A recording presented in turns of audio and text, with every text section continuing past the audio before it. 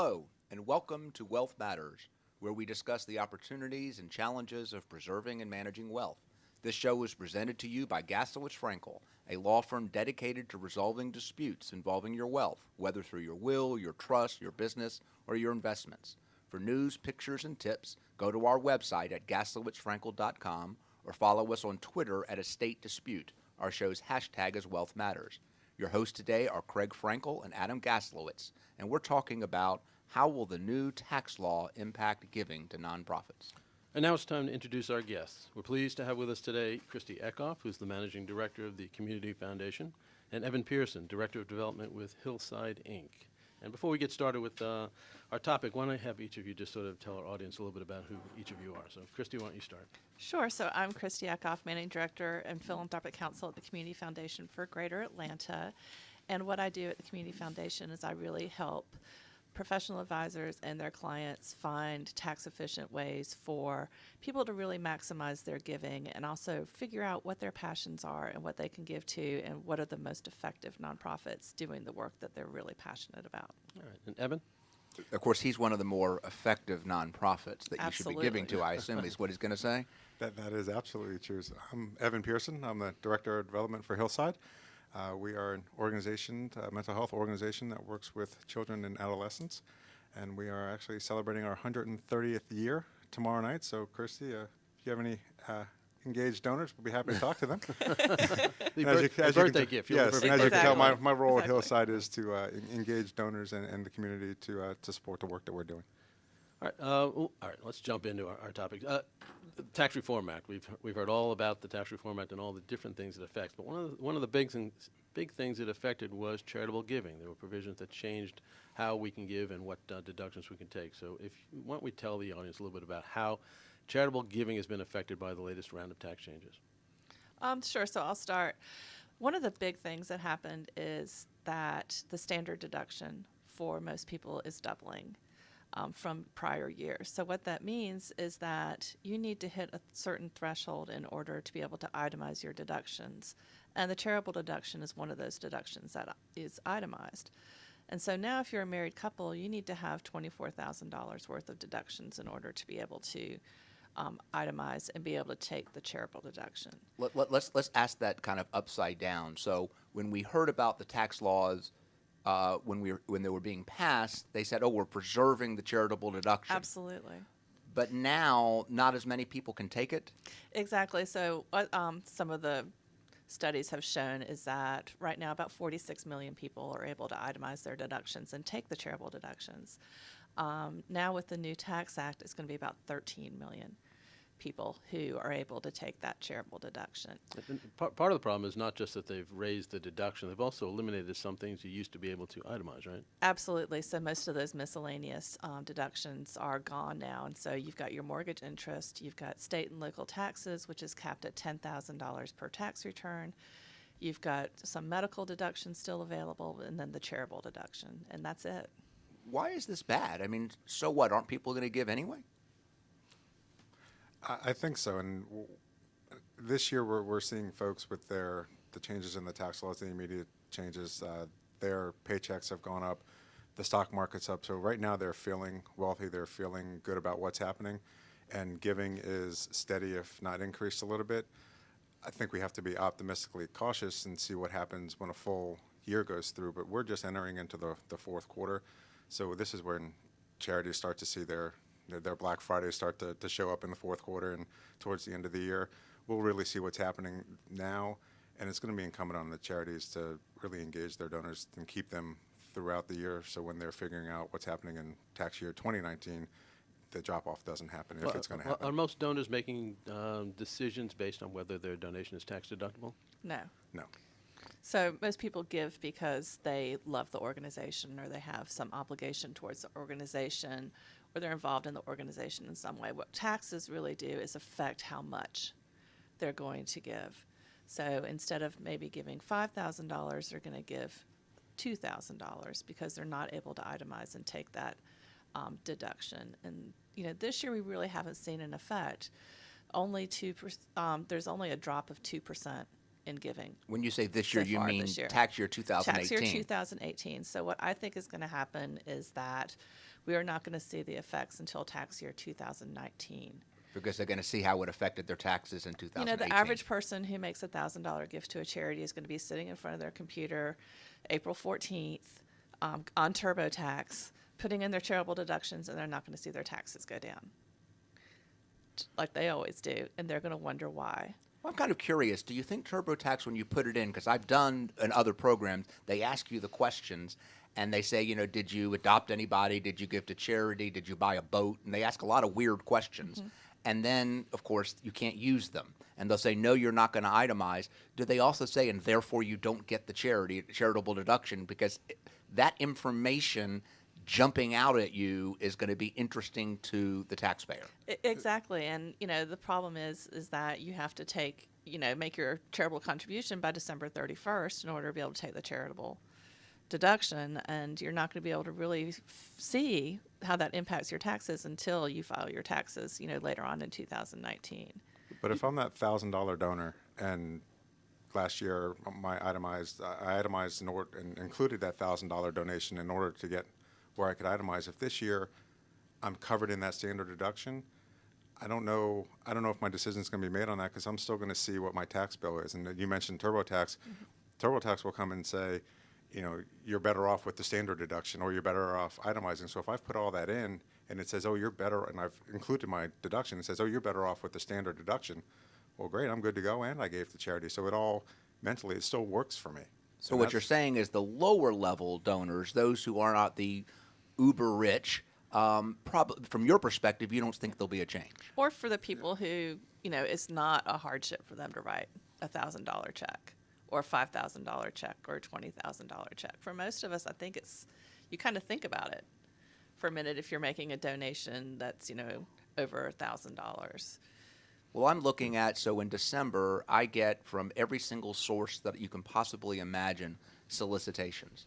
And for the charities that I am most involved in, I've already really given my gifts, and I may give $1 or $2, so to speak, in the annual campaign, but I've already given. But for the other charities that I may some years give, some years not give, a lot of it is based on, do I have the money? And do you have the relationship?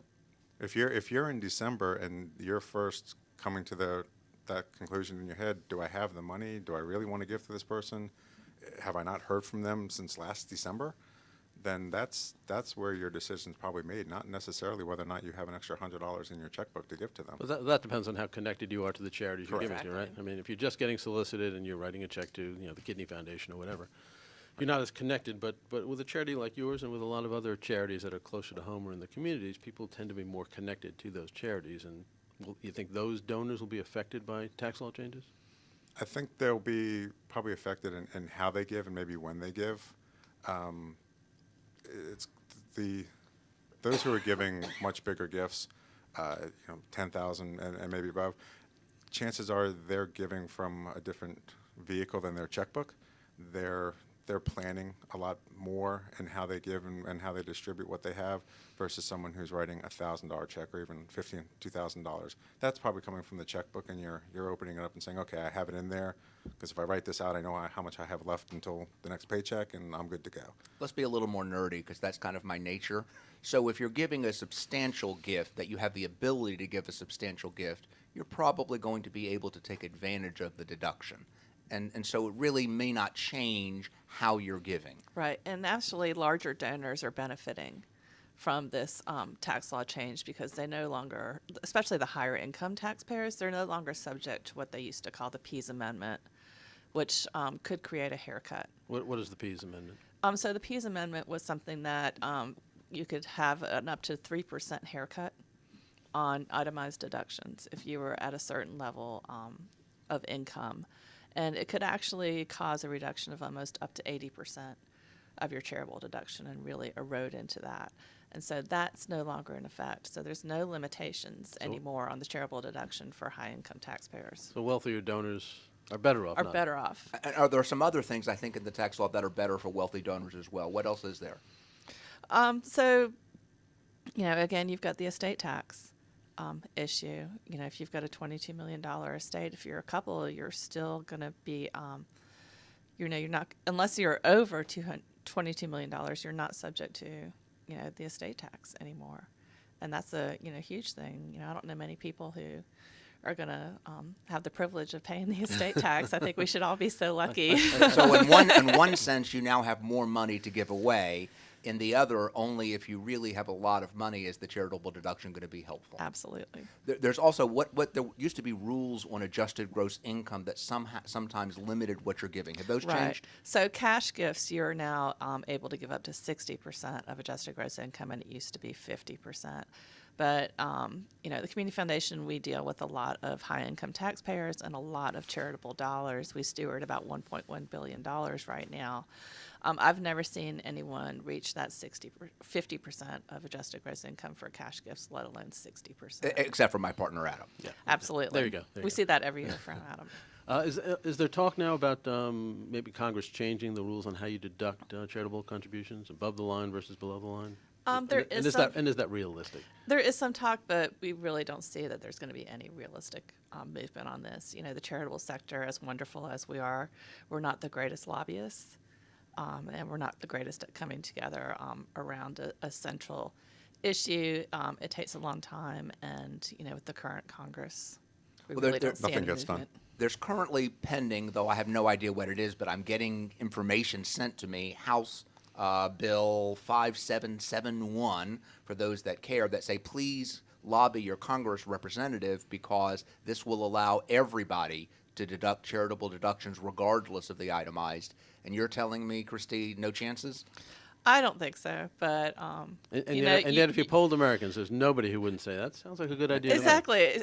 Things sound like a wonderful idea, but actually trying to get them through Congress and get them passed, I think, is a totally different thing. If it gets attached to something that is really, has some momentum, then maybe.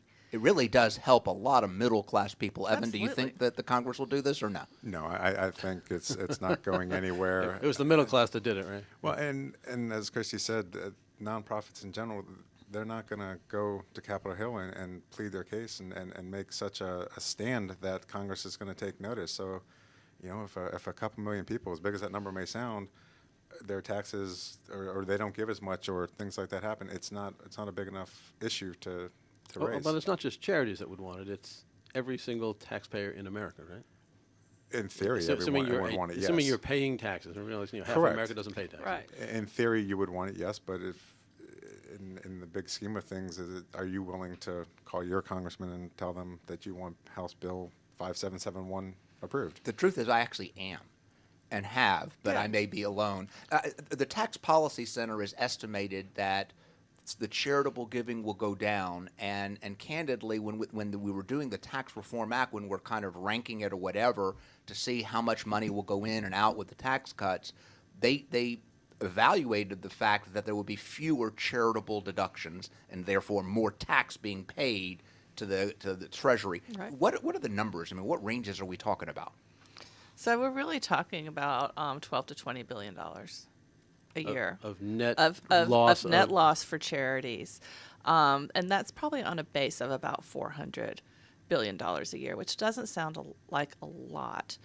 But what you have to realize is that $400 billion counts these huge mega gifts that really have little effect on most nonprofits. So yesterday, MIT announced a $350 million gift. Harvard announced a $100 million gift, and I think Harvard announces gifts over $100 million every week. Yeah, it seems that way. So, So- Evan, how many so, of those you know. has Hillside gotten so far? I'm just waiting for your check to clear. So if we take out the mega gifts, the larger gifts that we're hearing about, how big an impact would this be on what I would consider to be the normal charities that many of us are giving to? So I think it's going to have a huge impact on charities that rely on that mid-range donor who's giving probably $2,500 to $20,000 a year. That's where they're going to see the biggest hit. And what, again, I don't think we're going to see it this year. We're going to see it, in 2019. All right. You're listening to Wealth Matters, the radio show where we discuss the opportunities and challenges of preserving and managing wealth. We're your hosts, Craig Frankel and Adam Gaslowitz from the fiduciary litigation firm of Gaslowitz Frankel. Today we're talking with Christy Eckoff, Managing Director of the Community Foundation, and Evan Pearson, Director of Development with Hillside. and we're talking about how will the new tax law impact giving to nonprofits. And with regard to what you were just saying a second ago, most people give out of a donative intent. They feel moved to give to charity. Those people are going to continue to give. You've said that they may give less, but do you really think they will? If you were going to give $1,000 to charity, to your church, to your a community event of some sort, do you really think people are going to analyze that and say, since I'm not getting a deduction, this is only worth $700 to me, so I'll just give $700 this time? Or So I think we've got a test case right now in 2018 that's going to be very, very interesting to see. One of the things in the tax law is that you can no longer deduct charitably any contribution made for that would affect any kind of college athletic seat licenses. ooh, So for That- bigger that you get. donors, that's going to be a big deal. So exactly, and also kind of for that $5,000 to $20,000 donor who gives to the Arch Foundation at University of Georgia in order to get in the lottery for football tickets or something like that. You used to be able to take an 80% charitable deduction for that contribution. You can no longer take any charitable contribution for those things anymore. And so, of course, schools are getting creative about, how they do this and what they call, licensing and what they call preferences. But I think we've got a good test case to kind of see what happens with that. Several people who I've talked to who look at this kind of on a macro level think that there will be a dip in giving when the results come out next June with Giving USA, and they think it's going to be attributable to this To the one to factor, the licensing. to the seat licensing, and there'll be a slight dip in charitable giving. Charitable giving's kind of gone up at a fairly steady pace, especially with the bull market we've been in. So it's going to be interesting to kind of see what that happens, and I think if we see a dramatic dip as a result of that, then I think we're going to be in trouble. I'm always curious when we're talking about giving, the difference between giving to your church or synagogue or mosque or some religious charity versus the non-religious charities. From my anecdotal perspective, people give to their churches more or first. Yes. Is that do we think that's going to affect the non-religious giving? In all giving, religion tackles all. They're always the top giver, and it's right followed closely to education. So those two always seem to weather the storms. well, religion is also a more public way of giving, and not Exactly. public in the general sense, but public in the sense your of community. in the community. Yes, And but- so if you give less to your church or synagogue or mosque, everybody in that church knows that you gave less. Correct. They don't necessarily know that you gave to the Humane Society, but they sure know how much you gave to. And the so I would church. think that churches would be relatively immune to the kind of analysis that we're talking about, where you're going to get a little less tax benefits, you're going to give a little less, right? They'll weather the storm a little better if there's a pending storm coming. Your charities down at your social services, your arts organizations, those are the ones that really have to be more creative in engaging their donors. As Christy mentioned before, so the universities, you can't deduct seat licenses anymore, so they're being more creative in how they engage the donors and still receive that money. And that's what's going to be incumbent upon that. So if I've got a donor in that $5,000 to $20,000 range who's kind of hemming and hawing on what they're going to do, I'm hoping that I've got them as part of the organization. So they're at least considering, okay, how do I make this gift happen?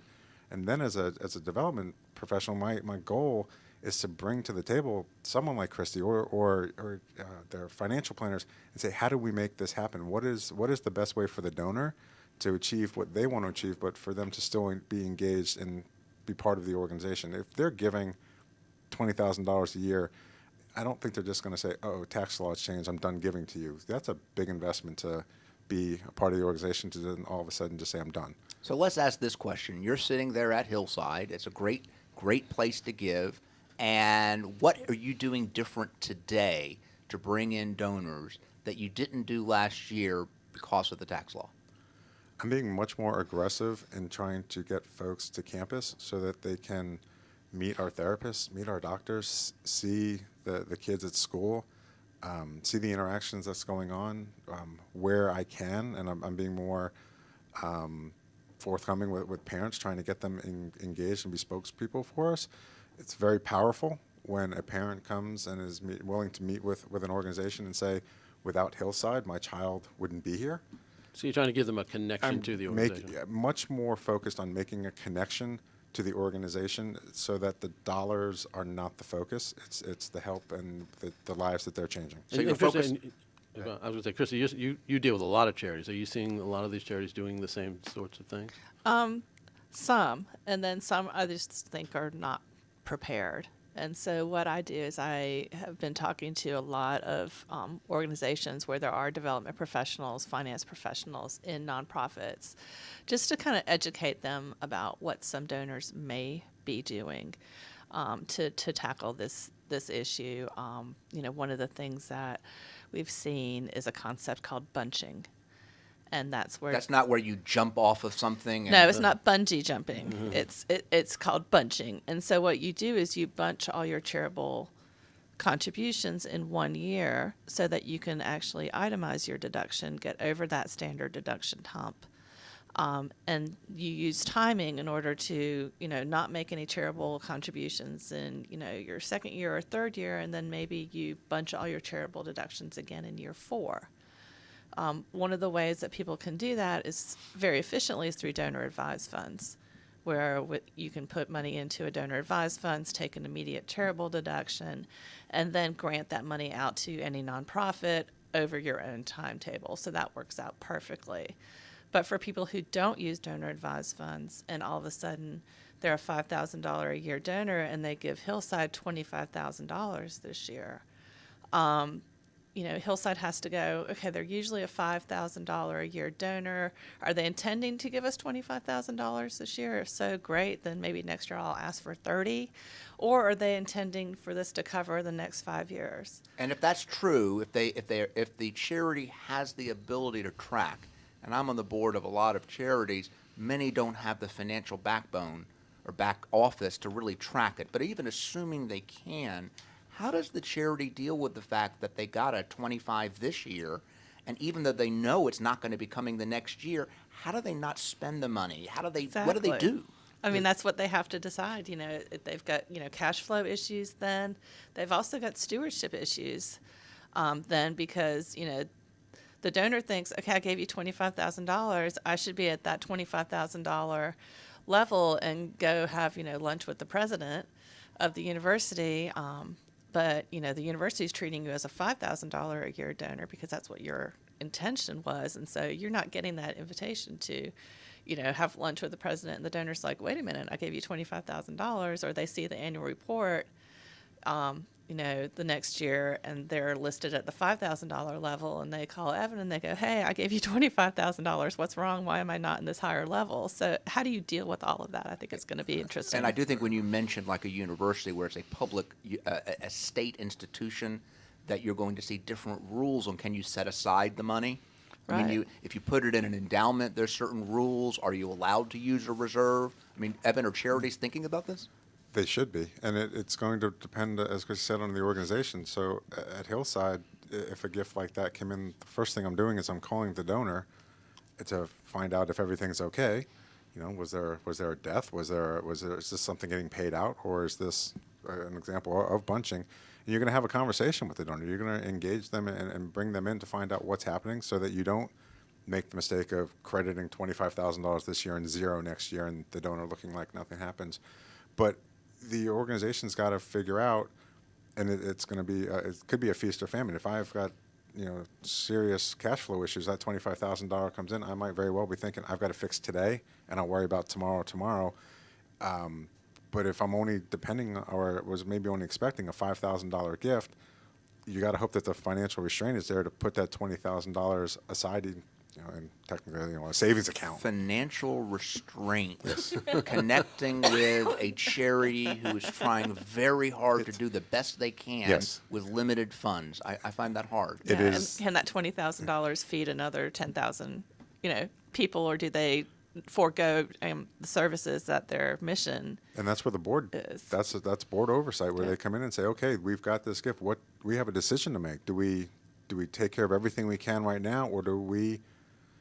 As you said, we almost make an endowment sort of vehicle and then pay it out over the next 5 years? Because we talk to the donor and we know that this is every 5 years, this is what they're going to do now. So we've got a plan for that. So what's your advice? What should we, to the nonprofit leaders, the development directors, the experts like Christy, what should you be telling the boards?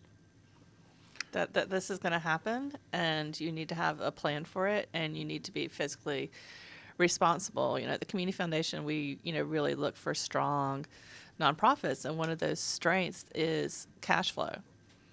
And so you've got to really and predictability. Exactly, and you've got to really understand cash flow. And it's not just 1 year cash flow. It's you're going to have to start doing 3-5 year cash flow projections and really be disciplined on the financial. And if you see a bunch of your donors using this kind of bunching technique, or encourage them to use donor advised funds so the money's not coming to you, so you don't have to make that decision and you're getting your regular payout and it's business as usual. Does this mean that we're going to see that more established, larger charities that have the back offices are going to be the ones that the community foundations of the world, United Way or others that are umbrella organizations, push towards to the detriment of smaller charities, or are smaller charities still going to be okay? I think it depends on the smaller charity.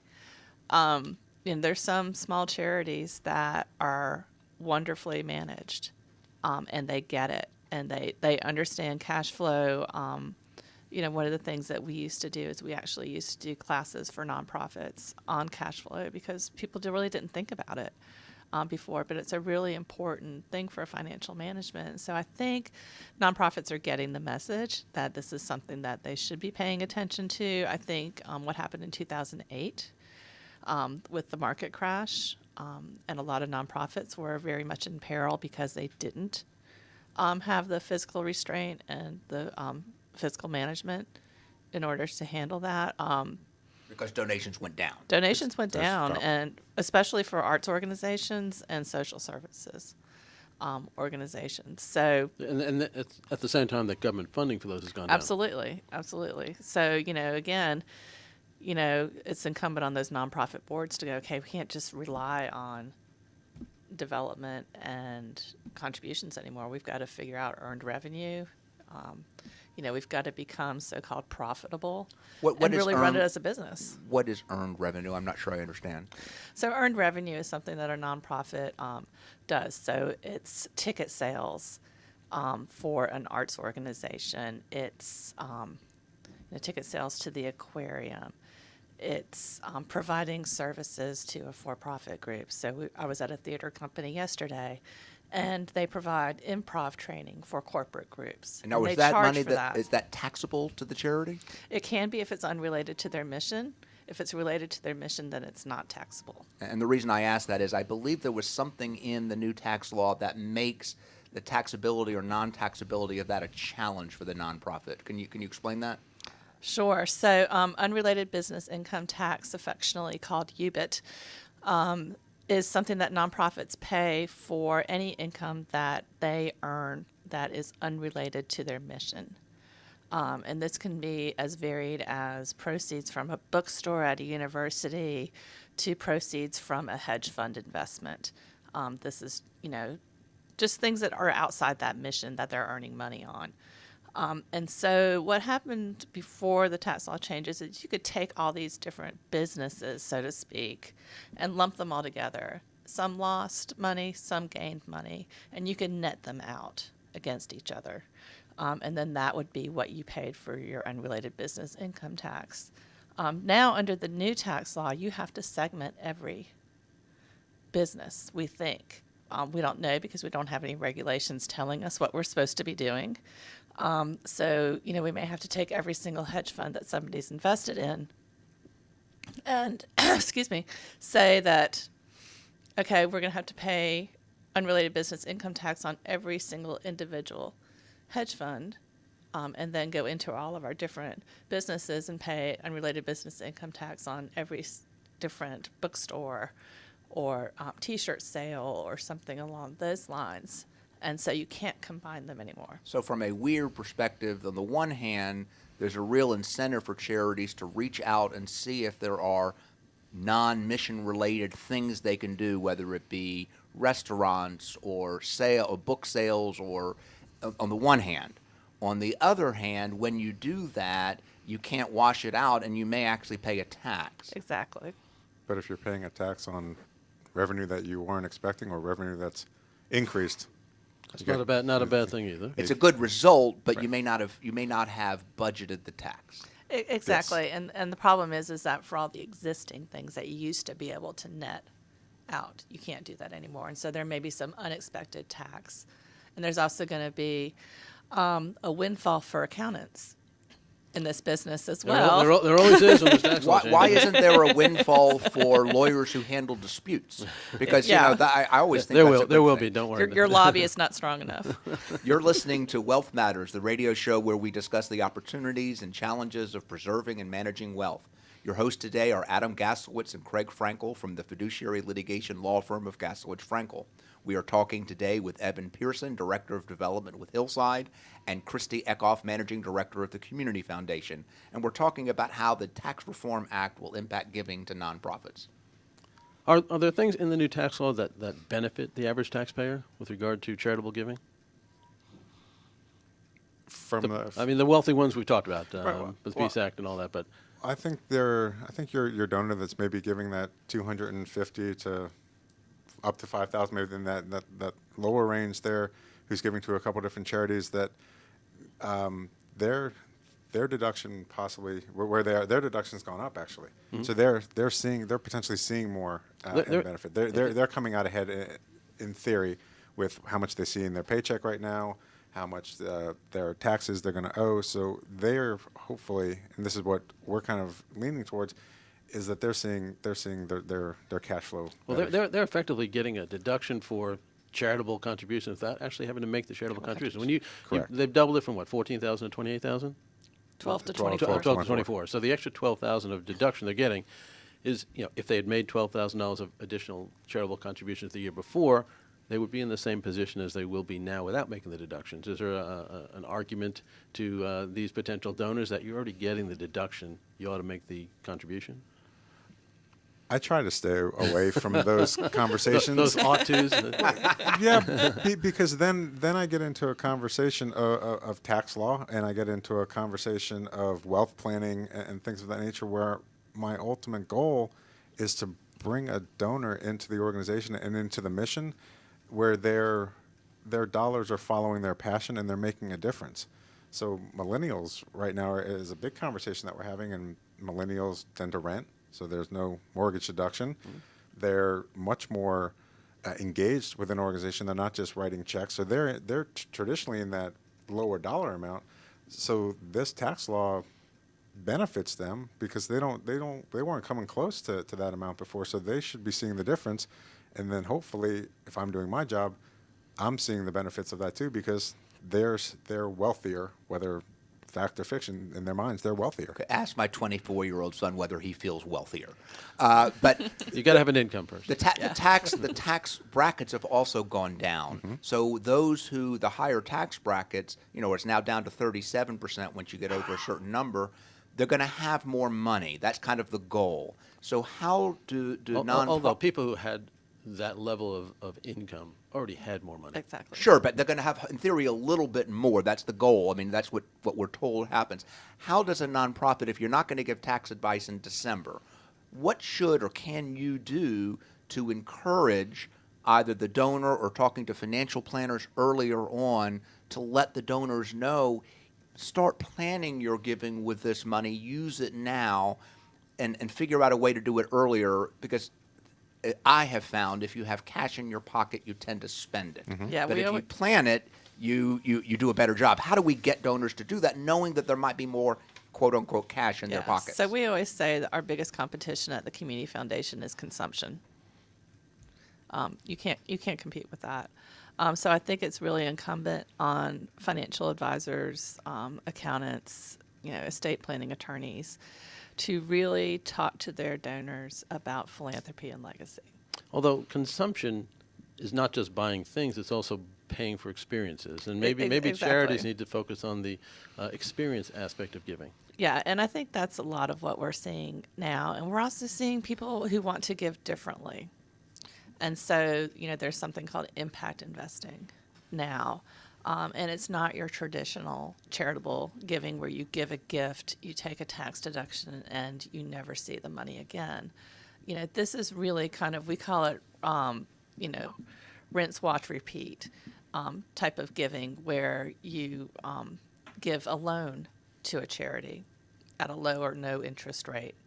The charity pays it back over, a longer period of time that they could get in the financial markets.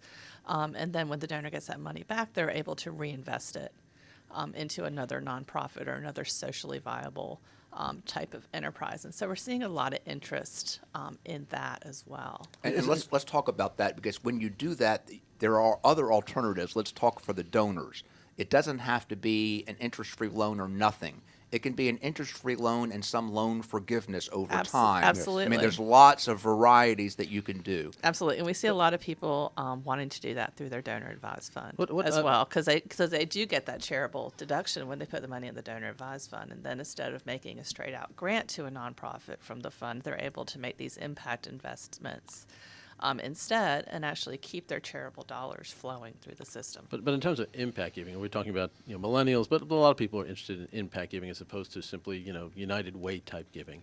Exactly. Is there any talk among charities of going to potential donors and interesting them in a project? This school needs a playground. Can you and 10 of your friends donate $1,000 each, and let's build a playground? Is that maybe a better way of engaging some people in the process? So that's actually what we've focused on, and that kind of came from a board discussion on down through the staff, that more and more people are shying away from unrestricted giving, that they want to know what's happening, where their money's going, what the impact is.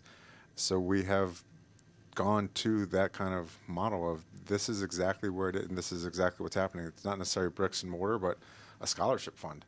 I mean, I very clearly can show you that how many dollars are given and how many days of service Hillside's able to do if you give to our scholarship fund. And those are dollars that go to families who wouldn't otherwise receive services. That's a direct impact.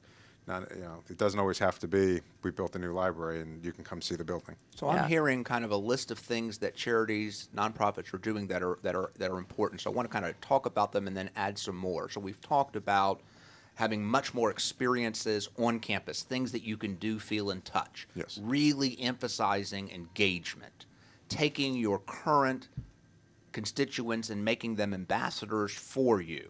And you're talking now, when you talk about impact giving, you're talking about not only giving them a specific project, but putting on the nonprofits kind of an obligation to report back what's happening, and that kind of fosters things. We've talked about bunching, and we've talked about donor-advised funds. What else can we do that would be helpful to the donor, but would also be helpful to the charities? So we're kind of taking an opposite approach from this project-based giving. And we really emphasize general operating support and unrestricted dollars because those are the hardest dollars to give. Any of the grant making that we at the Community Foundation make from our unrestricted funds is only for general operating support. We do not give project-based giving. How do you tap into to encourage somebody to say, you may have money you don't know you have to give? And I'm obviously leading you a bit because I'm a lawyer. Yeah. But things like appreciated gifts, stocks, what are those? Where do they play into in today's world? So that's a lot of the education that we do at the Community Foundation, both with nonprofits, advisors, and potential donors to nonprofits.